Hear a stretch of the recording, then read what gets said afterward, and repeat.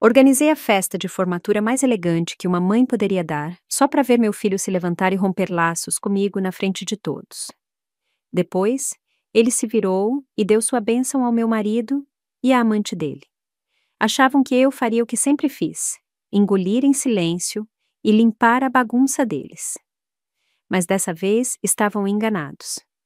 Se o Léo não me quer mais como mãe, não vejo motivo para continuar pagando a faculdade dele, cobrindo as despesas médicas do pai, ou deixando eles morarem na casa que eu paguei. Vou tomar tudo de volta. Passei 2 semanas inteiras preparando a festa de formatura do meu filho, Léo. Cuidei de cada detalhe. Centros de mesa, música, buffet, porque queria que aquela noite fosse inesquecível. Ele foi o aluno destaque da turma. Tinha na mão uma carta de admissão antecipada da USP. Quantos momentos assim uma pessoa tem na vida? Como mãe, eu queria dar a ele uma despedida à altura.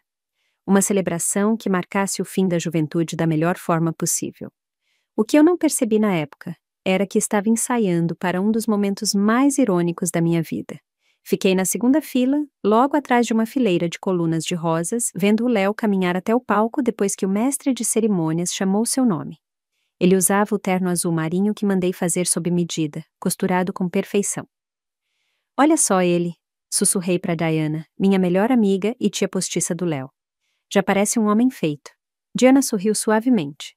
Ele devia estar orgulhoso de você, Jana. Eu também sorri, mas não disse o que pensava. Espero que esteja. Aí, o Léo falou. Tenho 2 anúncios para fazer hoje. Disse alto e claro. O microfone deu à voz dele um tom mais nítido que o normal, quase artificialmente agudo. Imaginei que ele ia nos agradecer, aos pais.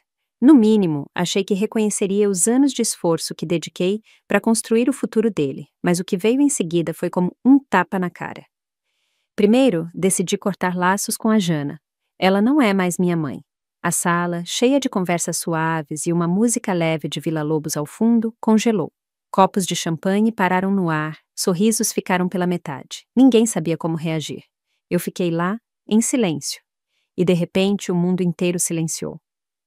O Léo não parou. A voz dele era firme, ensaiada, como se estivesse lendo uma declaração preparada. Segundo, quero oferecer todo o meu apoio à relação entre meu pai e a dona Marta. Espero que nossos amigos e familiares possam aceitar e abençoar o futuro deles juntos. Meus ouvidos começaram a zumbir. Eu ouvia as respirações entrecortadas dos convidados próximos, o tilintar de taças, o eco do meu coração caindo num vazio profundo. A Marta estava ao lado do meu marido, Gregório. Os olhos dela estavam vermelhos, as mãos se contorcendo nervosamente. Ela mordeu o lábio e baixou o olhar, se fazendo de vítima, como se tivesse sido pega de surpresa. O Gregório ficou lá, quieto, sem negar nada, sem explicar, só dando um tapinha nas costas da Marta. Um apoio silencioso a tudo que o Léo tinha acabado de dizer. Aí, a Marta soltou um soluço dramático, virou e saiu correndo da sala, tapando a boca como se tivesse sido humilhada. O Gregório foi atrás, como o cavalheiro de um romance barato. Eu não conseguia respirar. Minhas pernas fraquejaram. A Diana me segurou pelo braço bem a tempo. Tentei falar, mas minha garganta travou.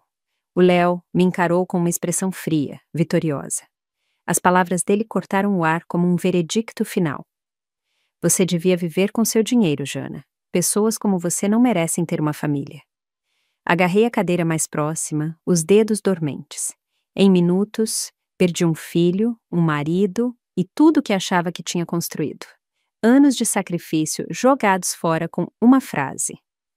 Atrás de mim, a voz da Diana ecoou como um grito de guerra. Seu moleque desgraçado! Ela se colocou na minha frente como uma leoa, me escondendo das vistas, a voz cheia de fúria. Que diabos está errado com você, Léo? É a sua mãe que está ali. Tudo que você veste, come, cada aula, cada oportunidade você tem porque ela ralou por você. Você faz ideia do que isso significa? O Léo bateu na mesa, impassível. Ninguém pediu para ela fazer isso. Ela fez por ela mesma. Uma mãe de verdade fica em casa, constrói uma família. Não alguém que está sempre trabalhando, sempre fora, fingindo que está salvando o mundo. A Marta manteve essa família unida, não ela. Eu nem sabia como tinha chegado a esse ponto. Lembro de segurar ele enquanto passava febre, correndo para o pronto-socorro no meio da noite. Lembro de escrever o primeiro discurso dele no primário. Lembro de fazer malabarismos com clientes, pedindo todos os favores possíveis para conseguir o professor certo quando ele entrou no ensino médio. Mas ele não lembra de nada disso. Apagou tudo. Naquela noite, não disse mais uma palavra. Deixei a Diana me levar para fora do salão que passei semanas decorando com cada flor e tecido escolhidos com carinho.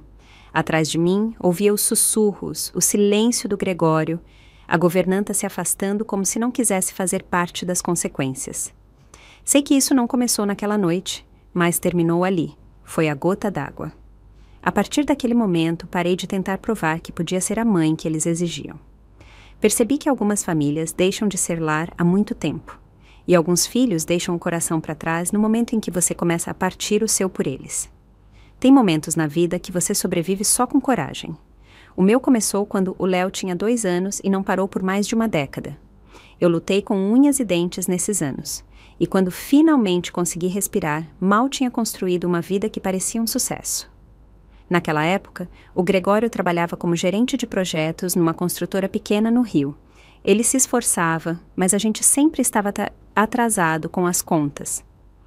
O Léo, que tinha acabado de fazer 2 anos, estava naquela fase de criança pequena, totalmente dependente. E eu? Eu empurrava um carrinho de comida pela Avenida Paulista, entregando almoços quentes para os escritórios. O carrinho era um projeto que comecei com a Diana, minha melhor amiga. Construímos do zero, e os primeiros dias foram brutais.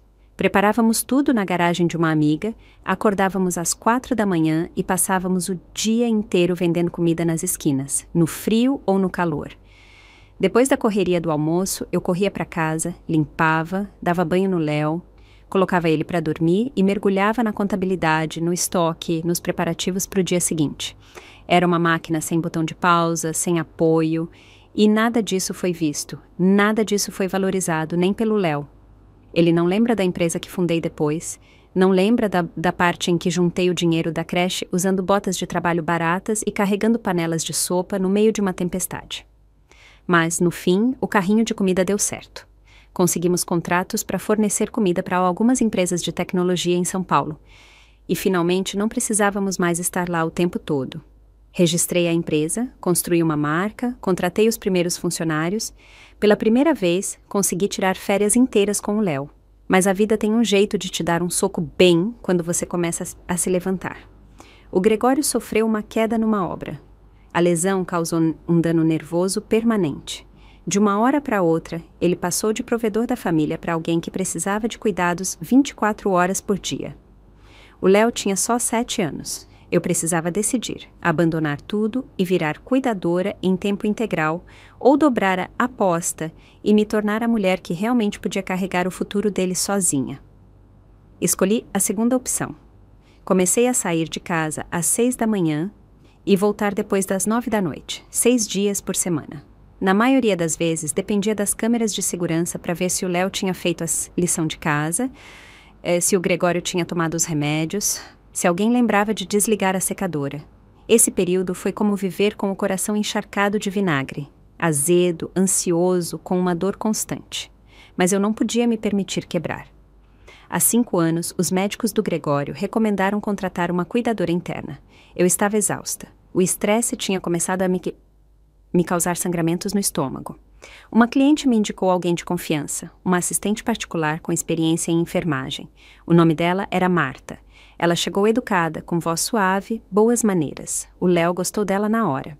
Ela é ótima, disse o Gregório, depois do primeiro dia. Muito atenciosa, muito gentil. E naquela noite, pela primeira vez em anos, eu respirei aliviada. Senti como se alguém tivesse finalmente tirado um peso das nossas costas.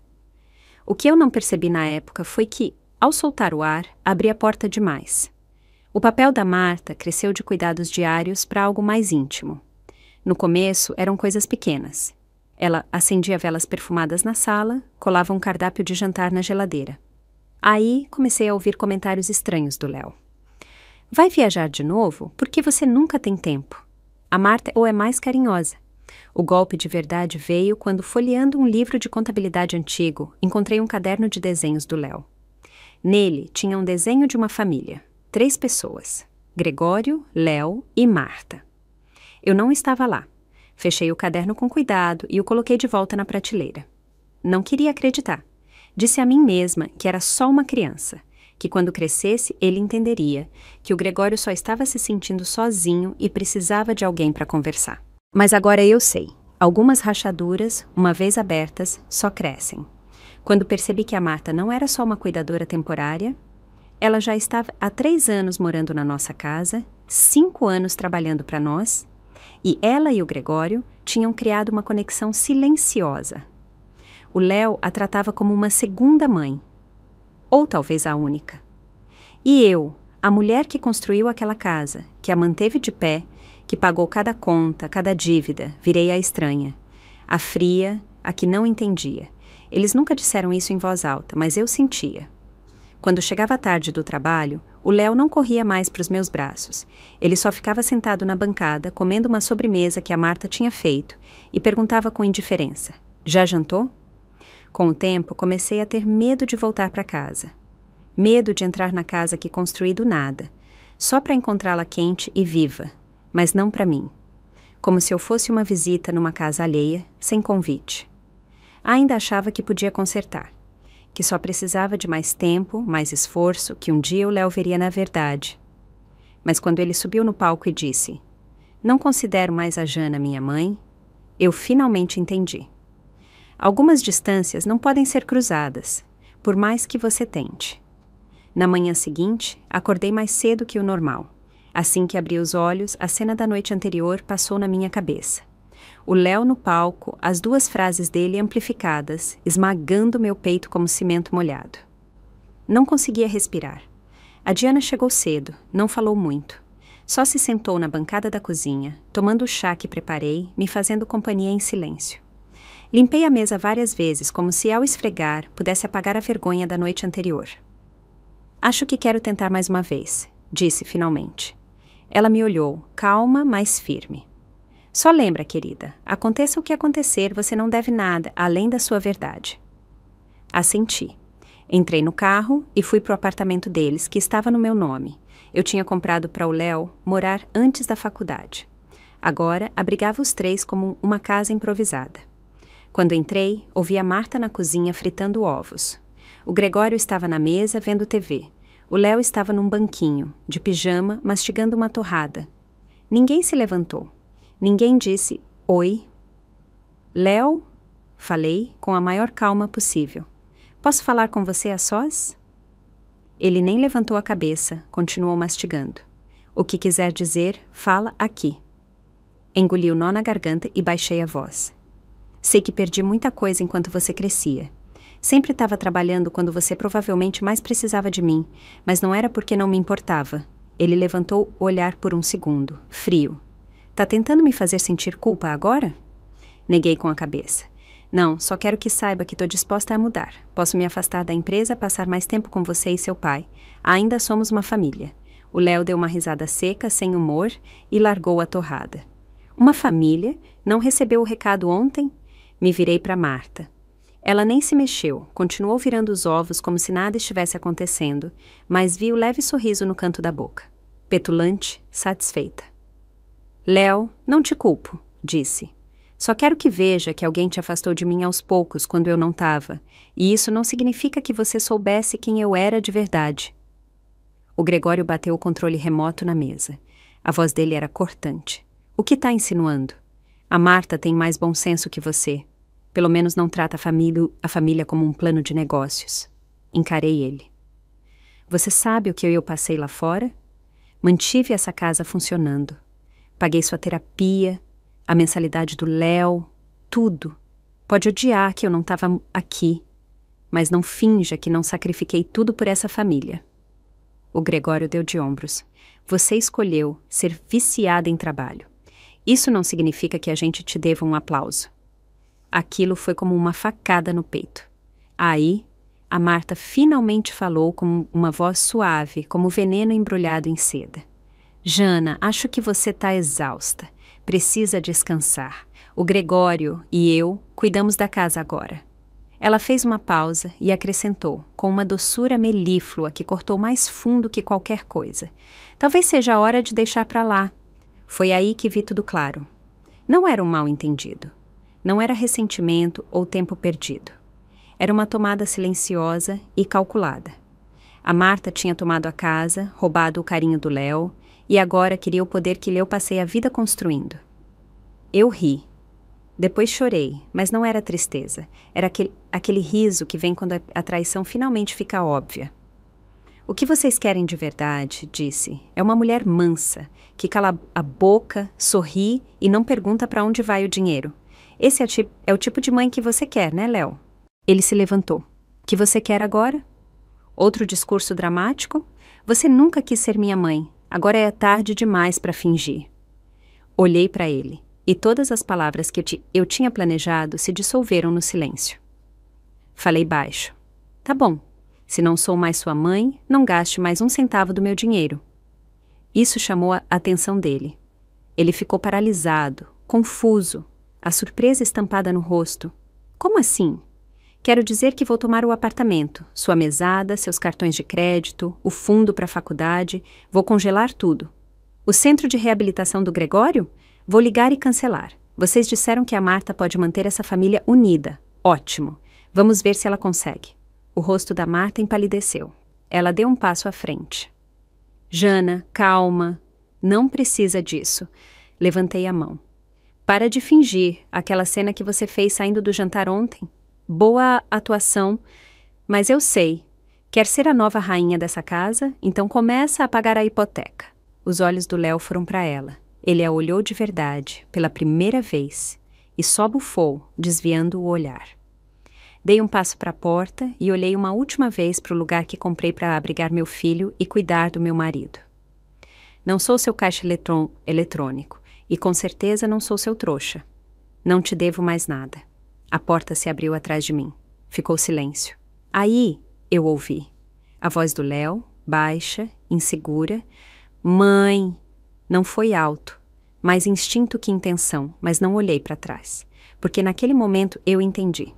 Às vezes, não é que você não tentou o bastante. Às vezes, o roteiro nunca foi feito para te incluir, e eu cansei de fazer teste. Quando saí daquele apartamento, minha cabeça girava, mas meu corpo estava surpreendentemente leve. O vento estava forte, batendo na barra do meu vestido quando cheguei ao carro. Meus dedos pararam no botão de destravar por um instante antes de apertar com firmeza. E naquele momento percebi, não estava quebrada, estava acordada. Ao chegar em casa, a primeira coisa que fiz foi ligar para minha assessora financeira. Pedi que ela congelasse todas as contas do Léo. Cartões de crédito, mesada, contas compartilhadas, até o fundo para a faculdade. Ela fez uma pausa. Jana, tem certeza?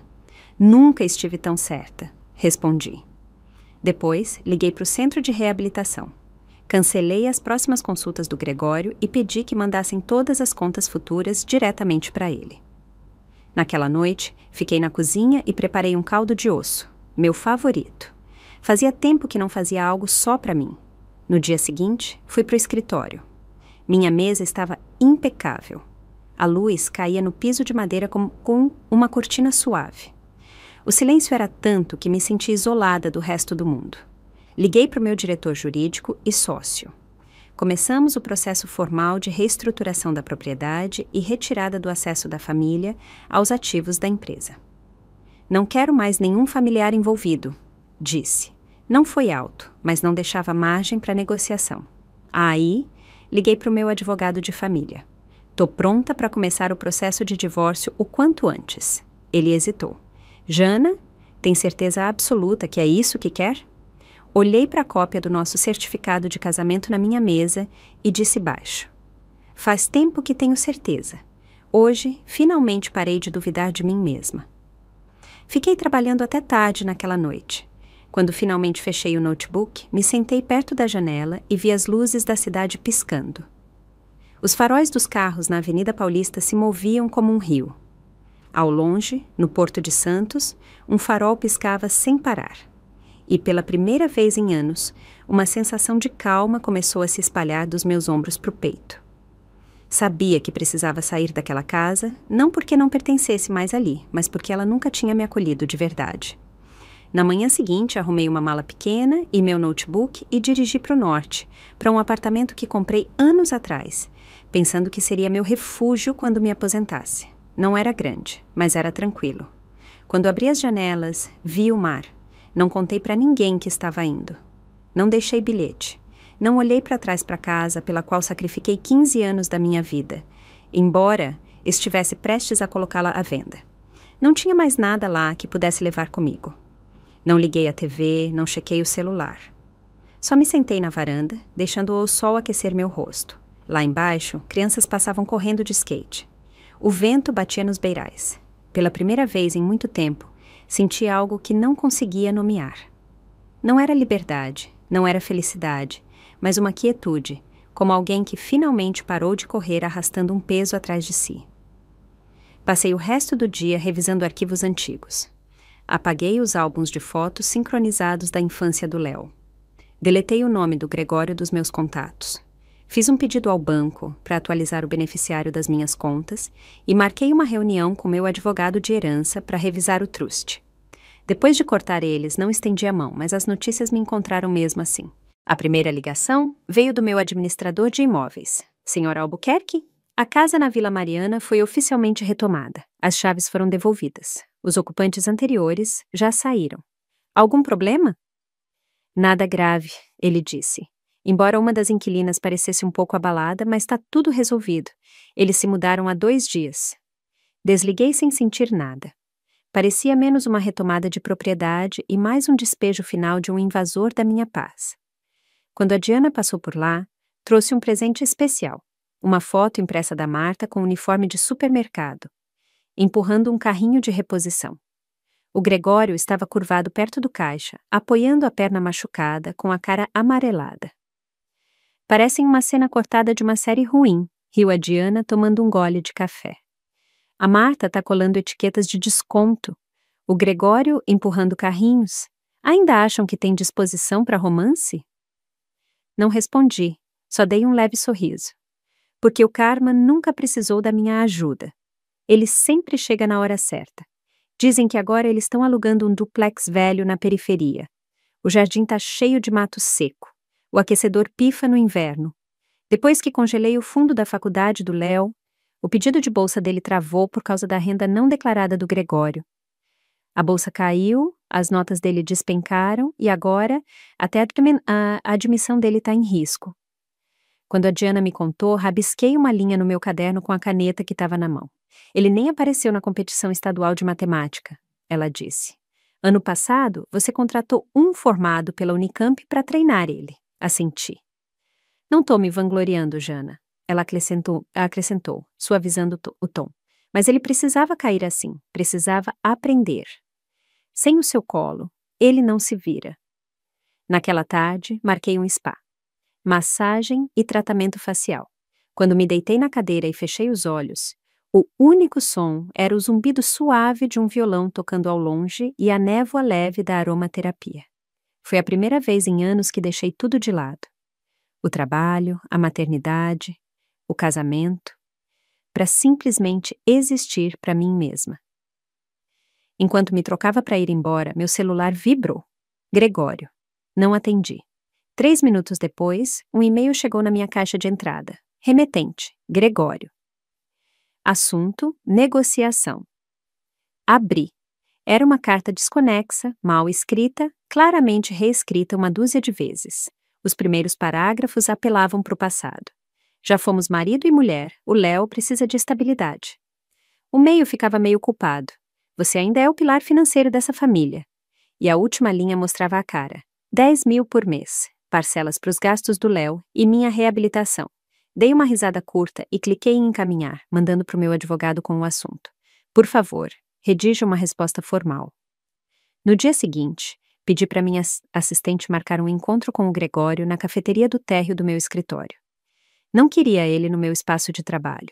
Aquele lugar era limpo, intocado, e ele não merecia sujá-lo. Ele apareceu com um casaco de lã velho, o rosto pálido e descarnado, o cabelo despenteado. Assim que sentou, tossiu de leve, tentando parecer digno de pena. Jana, o Léo não tá bem. A Marta tá sob muita pressão. Não me mexi, só olhei para ele. Ele deu uma risadinha seca e foi direto ao ponto. Você sabe que o Léo ainda tá na escola, mesmo sendo maior de idade? Tá mesmo esperando que eu acredite que você tá deixando ele de lado? Ele não deixou bem claro na semana passada? Que eu não sou mais a mãe dele? O quê? Vocês três agora são a família de verdade? O Gregório abriu a boca, depois fechou. Pela primeira vez não tinha resposta. Continuei. Vamos ser francos. Você não tá aqui pelo Léo. Tá aqui porque a Marta não aguenta o tranco. Achava que brincar de casinha vinha com uma poupança. Agora o dinheiro acabou e a realidade tá batendo. A expressão dele mudou. Você não pode ser tão cruel. Ele ainda é seu filho. Me recostei na cadeira. Quando ele me renegou, não hesitou. Agora que tá difícil, de repente eu sou a rede de segurança dele? Ele é adulto, não devo nada pra ele. O Gregório ficou quieto por um momento. Aí veio a amargura. Essa empresa que a gente construiu juntos. Eu tava lá. Arqueei a sobrancelha. Por quê? Algumas semanas. Você sumiu, Gregório. 10 anos sem renda. Enquanto eu segurava a gente, você dormia numa maca e a Marta via novela no sofá. Ele bateu a mão na mesa e se levantou. E o que você quer? Que a gente morra de fome? Me levantei também, ainda calma. Se vocês morrem de fome ou não, não é mais problema meu. Não sou sua muleta. Se tá tão preocupado com o Léo, talvez seja a hora de arrumar outro emprego. Em vez de rastejar de volta aqui com a mão esticada. Peguei minha bolsa e saí. Ele não me seguiu. Só se afundou na cadeira, parecendo 10 anos mais velho que quando chegou. Não era medo de abandonar o Léo. Era medo de que sem mim, nenhum deles conseguisse sustentar ele. E talvez esse fosse o medo que mantinha ele acordado à noite. Achei que tinha cortado tudo de vez, até que a mãe do Gregório, Rosa, apareceu sem avisar no saguão do meu escritório.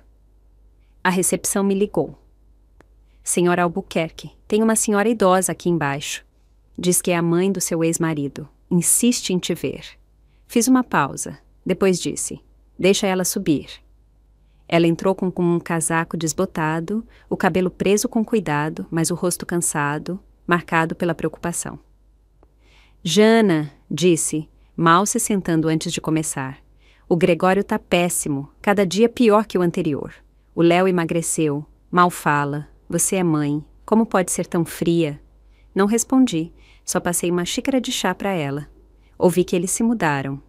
Ela assentiu, os olhos marejados. Tão vivendo à míngua. A Marta tá repondo prateleiras no mercado. O Gregório não quer ir para o hospital. Diz que é caro demais. Sou só uma velha, Jana. Não posso ajudar eles. Por isso tô aqui. Pensei no e-mail que o Gregório me mandou, no pedido desesperado de 10 mil por mês, e dei um leve sorriso. Eles me renegaram, lembra? Disse. Você viu. O sorriso forçado dela se quebrou, mas ela disfarçou rápido. O Léo não falava sério. Foi no calor do momento. É seu filho, Jana. O Gregório era seu marido. Ex-marido, corrigi. O sorriso dela congelou. Mesmo assim, são família. Você não pode simplesmente ver eles sofrerem. Os remédios do Gregório, agora ele usa uns genéricos baratos que as amigas da Marta conseguem por baixo dos panos. Ela enfiou a mão na bolsa, desdobrou um papel e colocou na minha mesa, como uma súplica final.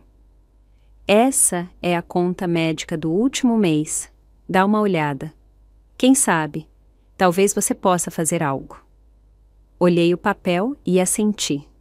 Vou dar uma olhada. Ela suspirou trêmula, me agradeceu várias vezes e foi embora, mas continuei olhando aquela lista muito depois que ela saiu. O que me chamou a atenção não foi o valor, mas os nomes desconhecidos dos remédios. Naquela noite, peguei o plano de tratamento oficial do Gregório de anos atrás e comparei linha por linha. Alguns remédios não batiam de jeito nenhum. Algo estava errado. Não liguei de volta para Rosa. Em vez disso, liguei para Meg, que comanda meu time de compras. Mas mais importante, é uma amiga próxima, e a irmã dela trabalha no departamento de faturamento do Hospital Sírio-Libanês. Preciso de um favor, disse. Quero que me ajude a verificar o histórico recente de um paciente. Visitas ao Hospital, receitas, pagamentos, tudo. Ela não perguntou por quê. De quem a gente está falando? Gregório e Marta, respondi. Tô com a sensação de que alguém tá brincando com o dinheiro. Ela respondeu na hora. Me dá um dia. Desliguei e me recostei na cadeira, encarando a luz do teto. Nunca foi sobre os 10 mil. Era sobre eles continuarem usando a doença e o filho para me manipular. A mesma carta velha, usada de novo para me prender pela culpa. Na tarde seguinte, a Meg me mandou uma mensagem. Jana, você precisa ver isso pessoalmente. Quando cheguei no escritório dela, ela tinha todos os documentos alinhados em filas perfeitas, contas do hospital, registros internos, anotações marcadas. O Gregório foi ao hospital, ela disse, virando a primeira página, mas só teve 2 consultas básicas. O total foi menos de R$300. Ela apontou para um quadro vermelho em outra folha. Mas o recibo que te passaram mostrava quase 4 mil em gastos com remédios.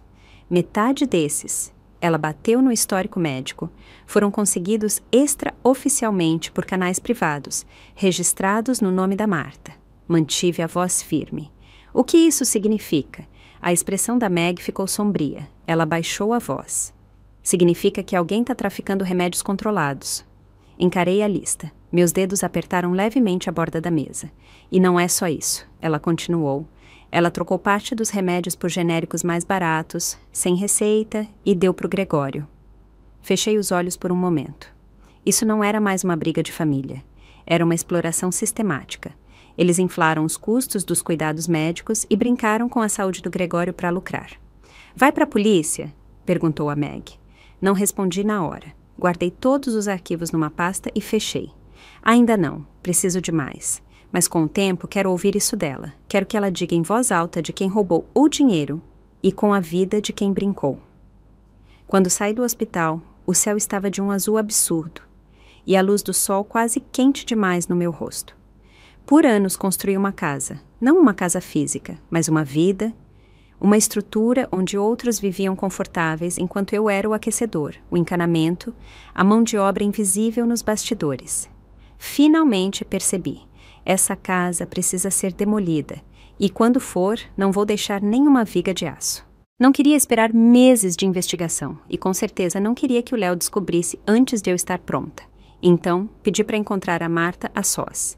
Liguei direto para ela e perguntei se podíamos nos encontrar num café no centro. Ela aceitou, pontual como sempre, vestindo um cardigan de tricô básico, maquiada com elegância. Ainda parecia a pessoa perfeita, a cuidadora dedicada, a imagem da competência de voz suave. Ninguém diria que ela estava até o pescoço em fraude, engano e roubo de identidade. Marta, assenti, educada. Senta. Ela se sentou na minha frente. Discretamente, virei a tela do celular para baixo. A gravação começou assim que ela se sentou. Ela parecia cautelosa, talvez achando que eu estava lá para discutir as contas médicas do Gregório. Começou com o preâmbulo de sempre. Voz baixa. Sei que você está chateada com o Léo. Ele não quis dizer tudo aquilo. É só um menino, Jana. As coisas estão tão difíceis ultimamente e a gente não quer depender de você. É só que... A interrompi e deslizei a pasta pela mesa. Tô limpando alguns registros financeiros, disse, folheando cópias como se não me importasse muito. Alguns gastos não fizeram sentido. Achei que a gente devia conversar pessoalmente, esclarecer qualquer mal-entendido. Os dedos dela travaram ao abrir a pasta. O rosto mudou na hora. Acho que tá enganada, disse, com um sorriso leve. Só sigo as ordens do Gregório. Sou só a cuidadora. Você sabe disso. Cuidadora, repeti com um sorriso leve. Você apareceu como aval nas nossas contas bancárias. Preencheu 2 formulários de reembolso usando meu nome como responsável legal. Marta, gostaria de saber como exatamente você acessou esses documentos. A mão dela tremeu. Ela não esperava que eu fosse tão direta. O Gregório me mandou cuidar, disse, olhando para a janela. Só estava tentando fazer tudo funcionar em casa. Usar os benefícios de cuidados de longo prazo da minha conta do INSS, 8 mil por mês? Ela deu uma risadinha. Você sempre foi do tipo contadora. Não pisquei. O silêncio cresceu. Finalmente, ela parou de sorrir. A voz mudou. mais fria, mais cortante. Vamos ser francas, você sempre odiou que eu entenda o Gregório melhor que você, que saiba cuidar dele, que saiba como essa casa funciona. Dei uma risada, não porque ela estava certa, mas porque achava que isso era uma vitória. Entender, disse, baixo, não torna o que você fez legal. O rosto dela se contraiu, a confiança vacilou. Pedi para um farmacêutico revisar todos os remédios que você pediu, continuei. Me custou 8.000, 3 eram para insônia. 1 era para artrite crônica. O Gregório não tem nenhuma dessas condições. Ela lambeu os lábios secos. Ele não tem dormido bem. Para onde foram os remédios, Marta? Perguntei, a voz gelada. Ela não respondeu, porque a verdade não era mais dela. Pertencia às provas e, em breve, pertenceria ao tribunal. E para que me trouxe aqui? Perguntou, baixando a voz, com um tom desafiador. Para reviver um drama do passado ou tá negociando algo? Não me abalei. Só quero que você me diga, quanto dinheiro você tirou do Gregório nesses anos todos? Ela não respondeu na hora.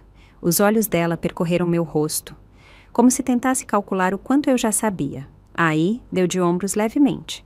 Tá bem, já que quer honestidade. O tom dela era leve, quase casual. Desde o derrame dele, cuidei de tudo. Remédios, terapia, comida, mantive ele estável. Evitei que ele desmoronasse. Cuidei dos formulários, das reuniões, das mentiras que encobriram sua ausência. Ela se inclinou, baixando a voz num sussurro, como se estivéssemos trocando segredos, não acumulando provas. Tirei dinheiro das contas dele, sim, mas eu mereci. Ele me disse que eu merecia, que você era só um salário sem coração, que ele precisava de alguém verdadeiro do lado dele. As unhas dela batiam na mesa, rítmicas, debochadas. Você achava que suas horas longas eram nobres, mas ele construiu um novo lar bem debaixo de você. Eu só administrei melhor. Não discuti, só assenti devagar e coloquei a mão na bolsa. Aí me levantei, olhei nos olhos dela e sorri. Obrigada pela sua honestidade, Marta. Você me deu exatamente o que eu precisava hoje. O rosto dela congelou. Algo na expressão dela mudou. O que você quer dizer? Virei e disse baixo. Quero dizer que a verdade, quando dita em voz alta, pode valer muito mais que uma mentira. E saí daquele café para o sol brilhante, o ar cheio de café torrado e caramelo. Não olhei para trás. Sabia que ela ia correr para apagar os rastros. Talvez fosse pro Léo gritando que eu era delirante, instável, cruel. O que ela não sabia era que uma cópia da gravação já estava com meu advogado. Ela nunca me viu como ameaça. Mas eu não era mais a mulher que corria entre a cozinha e a sala de reuniões, tentando comprar carinho com ensopados e contratos. Não mais. A gravadora na minha bolsa ainda estava ligada. Mas eu sabia que tinha tudo o que precisava. Era suficiente, mais que suficiente. Não voltei para casa depois do café. Peguei um táxi direto para o escritório do meu advogado. Não era o cara clássico que cuidava do nosso truste familiar, mas o escritório que a Diana me indicou. Jovem, afiado, feroz, sem rodeios e focado nos direitos das mulheres. Recebemos a cópia do áudio que você mandou por e-mail, disse a Kelly, colocando os fones de ouvido. Mas que bom que você está aqui pessoalmente. Quero esclarecer alguns detalhes. Assenti e me sentei, as mãos cruzadas no colo. Não quero esperar, quero processar ela, a Marta. E o Gregório também, se algum documento tiver assinatura dele. A Kelly tirou os fones e me olhou firme. Você precisa saber. Provavelmente vão questionar sua saúde mental. Vão tentar te pintar como emocionalmente instável. Querem que o juiz acredite que você não é capaz de gerir as finanças da família. Podem até tentar revogar sua parte no truste. Eu sei, disse, calma.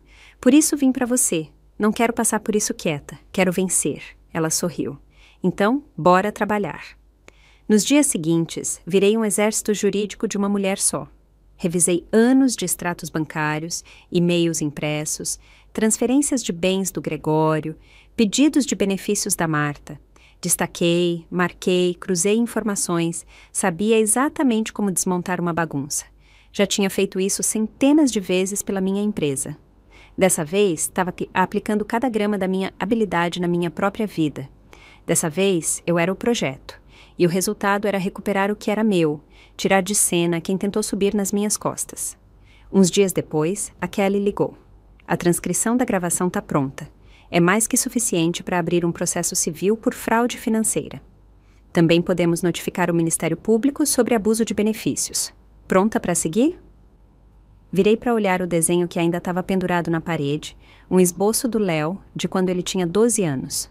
O Gregório estava na cozinha fazendo pizza e eu no canto, sorrindo para eles dois. Me levantei, tirei o desenho e joguei numa caixa de papelão. Tô pronta, disse. E não vou esperar eles virem atrás de mim, quero pegar eles de surpresa. 4 dias depois de abrir o processo, meu celular tocou. Léo. A voz dele soava familiar, mas mais fria que antes. Você pirou, mãe. Me recostei no sofá. Vai ter que ser mais específico. Tá processando a Marta. Sabe que isso vai destruir o pai, né? Ele não aguenta um tribunal. Fechei os olhos, lutando contra a dor que ainda sentia. Eu podia ter ido para a polícia. Não fui. Escolhi a via legal, transparente, civil. Silêncio. Aí, ele perguntou. O que você quer, então? Dei uma risada silenciosa. Vocês passaram anos dizendo que eu só ligo pro dinheiro, então vou começar por aí, recuperando tudo que paguei. Ele desligou. Não chorei. Em vez disso, fui para a cozinha e abri a gaveta onde guardava tudo que esperava nunca precisar. No fundo, estava nosso acordo pré-nupcial. Lá, numa cláusula escondida, dizia: se uma das partes cometer fraude ou esconder decisões médicas importantes, a outra tem o direito de rescindir os acordos de bens conjuntos. Assinei isso por medo anos atrás. Agora era minha arma. Naquela noite, dormi melhor que em anos. Na manhã seguinte, a Diana bateu na minha porta com um jornal na mão. Viu isso? Perguntou, jogando o Folha de São Paulo na mesa da cozinha. Lá, no canto inferior direito da capa, tinha uma nota curta, fácil de passar batido.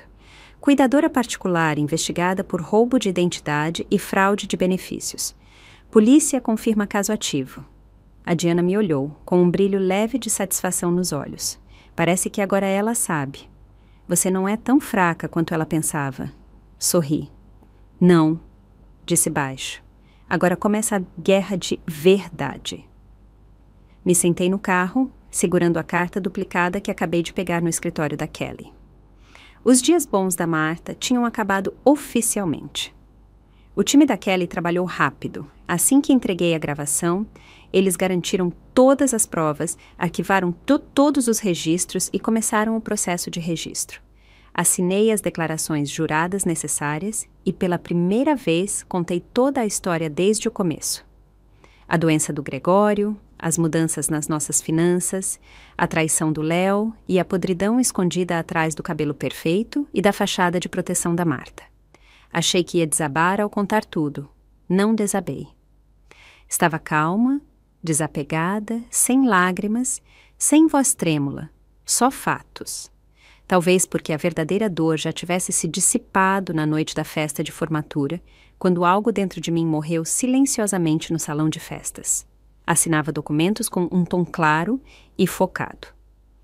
Vamos abrir um processo civil, pelo menos 3 acusações de fraude, possivelmente roubo de identidade. Ela usou seu nome em vários documentos. Assenti. Tô dentro, com tudo. A Kelly levantou o olhar, firme. Você sabe que não vai ser rápido. Se ela entrar em pânico, vai tentar de tudo para virar o jogo, até jogar contra você. Dei um sorriso seco.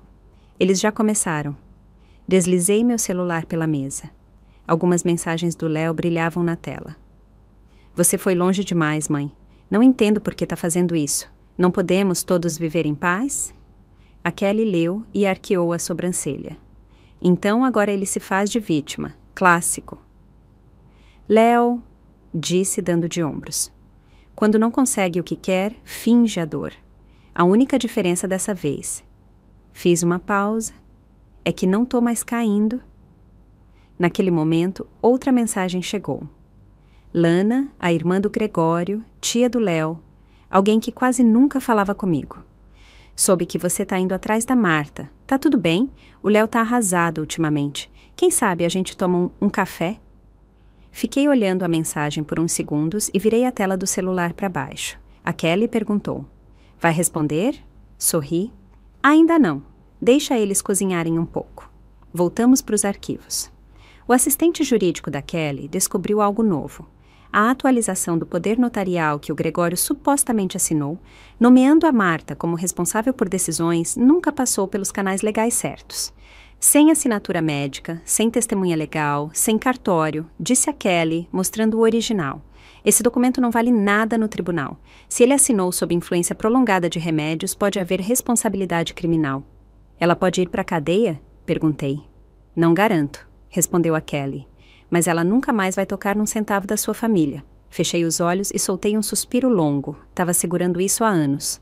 Naquela noite, quando pendurei o casaco, a campainha tocou. Era tarde. Não esperava ninguém. Pela olho mágico, Diana. Ela segurava uma caixa de bolo com um olhar cauteloso, mas esperançoso. Tá viva? Perguntou. Abri a porta, surpresa. Ela levantou a caixa. Pensei que provavelmente pulou o jantar. Trouxe algo doce. Fiquei parada por um instante. Aí, sem dizer nada, dei um passo para o lado para ela entrar. Nos sentamos na cozinha, como em 100 outras noites.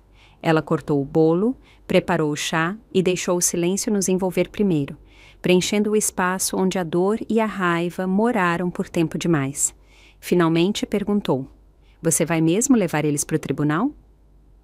Assenti. Não me deram outra escolha. Ela não discutiu, não me deu sermão. Só encheu minha xícara com mais água quente. Então não ouse amolecer. Olhei para o vidro, murmurando. Bondade é para quem merece. O Gregório não. Quanto ao Léo, dou uma última chance, mas isso não significa que vou me anular. Ela não respondeu, só ficou sentada do meu lado, em silêncio, firme. Na manhã do julgamento, me sentei à mesa da acusação, as mãos ao redor de uma xícara de café ainda quente. A sala do tribunal era pequena, com 3 fileiras de cadeiras para o público e persianas que projetavam raios de sol no chão. O Gregório estava internado fazia quase 1 mês.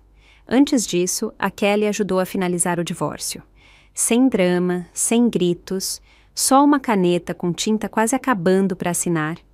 Fechamos todas as contas conjuntas, congelamos as transferências do seguro ligadas a Marta e bloqueei meus bens. O Gregório, fraco demais para comparecer ao tribunal, assinou a dissolução voluntária do casamento na presença de um médico e um advogado. Agora, era a Marta que estava do outro lado. A ré entende as acusações contra ela? Perguntou o juiz. A Marta não me olhou, assentiu. Não estava de maquiagem. O suéter cinza parecia gasto, puído.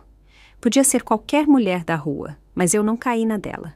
A Kelly se levantou, a voz firme, enquanto apresentava as provas. Apresentamos registros de alterações não autorizadas em contas, ordens de compra de medicamentos, pedidos de benefícios falsificados e uma gravação em que a ré admite as ações em questão. Quando a fita tocou, o ar na sala congelou. A voz da Marta encheu o tribunal, suave, medida, perturbadoramente calma. Claro que usei o dinheiro dele. Esse foi meu pagamento. Acha que fiz por amor, pela minha família. O veredicto foi claro. O tribunal decidiu que a Marta cometeu irregularidades financeiras e fraude de identidade. Foi condenada a restituir todos os fundos roubados confirmados e enfrentaria acusações criminais numa investigação mais profunda. Não olhei para ela. Estava olhando para o Léo.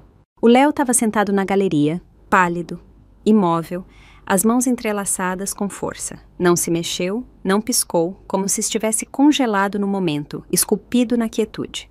Só quando a Marta, sob interrogatório repetido, finalmente admitiu ter manipulado o estado mental fragilizado do Gregório para alterar autorizações financeiras, algo no Léo quebrou.